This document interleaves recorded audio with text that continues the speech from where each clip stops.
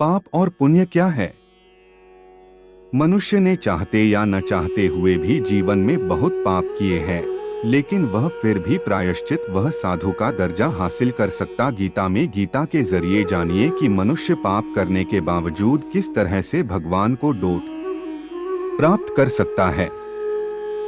एकमात्र ईश्वर परमपिता भगवान श्री कृष्ण अर्जुन से कहते हैं कि यदि कोई बहुत ही दुराचारी व्यक्ति भी प्रेम व भक्ति के अनन्य भाव से हमको भजता है तो वह साधु है, क्योंकि उसने भली भांति निश्चय कर लिया है कि परमपिता परमेश्वर कृष्ण के भजन के समान अब अन्यत्र कहीं कुछ नहीं है।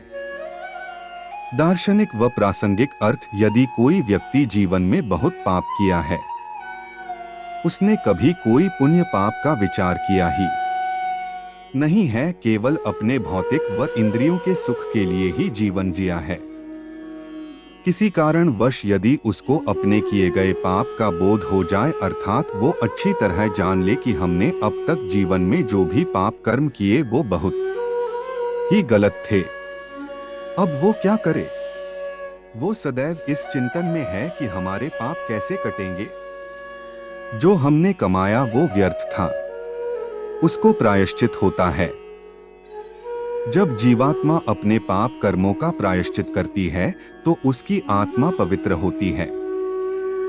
वो सदैव इस पाप को मिटाने के लिए युक्ति की तलाश करती है। यहाँ परमेश्वर कृष्ण कहते हैं कि वो अपने पापों का प्रायश्चित करके दोबारा पाप न करें, ऐसा निश्चित करके अनन्य भाव से हमको भजना प्रारंभ करता है, अर्थात उसका अब मेरे सिवा कोई आलम्ब नहीं है। भगवान कहते हैं कि ऐसी स्थिति में वो मेरी नजर में साधु हो गया तथा मेरा प्रिय भक्त हो गया, क्योंकि उसने निश्चित कर लिया कि मेरे भजन के समान अब उसके लिए कुछ भी नहीं है। हमने अब तक जो भी कर्म किए हैं उन सब कर्मों का एकांत में चिंतन करें। हमने क्या गलत किया, हमसे कहां कहां कब पाप हुआ, आत्मचिंतन करें। अभी बहुत समय है, उन पापों का प्रायश्चित करें। अब संकल्प लें कि कभी भविष्य में कोई भी पाप नहीं करेंगे, वह शेष जीवन निष्काम कर्म करते हुए भगवान की भक्ति में व्यतीत करेंगे। कृष्ण के अलावा मेरा कोई नहीं है, उसके भजन के समान सुख अन्यत्र कहीं नहीं है।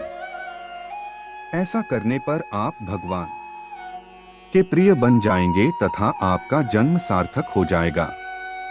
इस मानव जन्म का मूल उद्देश्य समाज के लिए कुछ अच्छे कार्य निष्काम भाव से करते हुए स्थितिप्रज्ञ बने रहना व अपने जीवन को हरि चरणों में समर्पित करना ही है। हरि विष्णु हमारा हमेशा साथ देंगे और उनके चरणों में जीवन बिताना ही हमारा धर्म है। मनुष्य का जन्म इसीलिए मिला है कि हम हमेशा प्रभु के चरणों में पड़े रहे और उनकी आराधना